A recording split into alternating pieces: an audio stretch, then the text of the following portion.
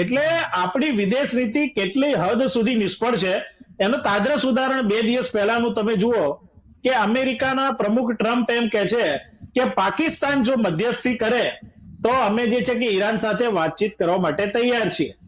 હવે આપણા ભારત દેશ જે છે કે આપણે જે મોટી મોટી વાતો કરીએ છીએ, પાકા ફોજદારી આપણે એ વખતે આપણા માનનીય વડાપ્રધાન નરેન્દ્ર મોદી સાહેબે કરી હતી અને પેલું એક સ્લોગન આવ્યું હતું, પાપાને વોર, મોદીજીને વોર રૂકવા દી પાપા, એમ કરીને કે રશિયા જોડે વાત કરીને યુક્રેન જોડે ફોન ઉપર વાત કરી અને રશિયા યુક્રેનનું યુદ્ધ જે છે કે રોકાવી દીધું.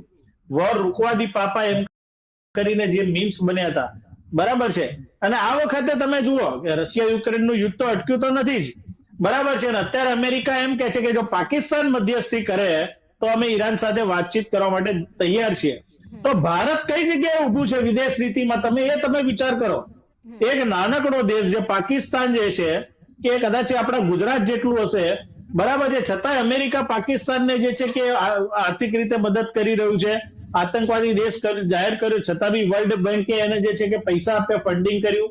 અમેરિકા એને મદદ કરી રહ્યું છે, ચાઇના એને મદદ કરી રહ્યું છે, અને આપણે ફાકા ફોજદારીમાં રહીએ છીએ કે અમારા વિશ્વગુરુ જે છે કે એમણે ઈરાનના વડાપ્રધાન જોડે વાત કરી, ઇઝરાયલ વાળા વડાપ્રધાન જોડે વાત કરી, ટ્રમ્પ જોડે વાત કરી.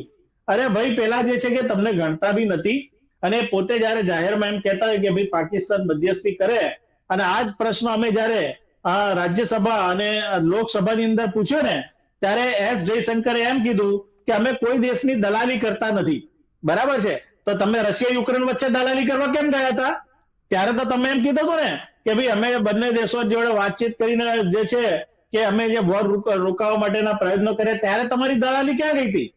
બરાબર છે. એટલે એટલી હીન કક્ષાની આ લોકોમાં કોઈ આવડત જ નથી, અને આવડત વગરના લોકો જયારે બેસે ને ત્યારે ભારત દેશના લોકોને આ ભોગવવાનું જે છે એ થઈ રહેલું છે. અને તમને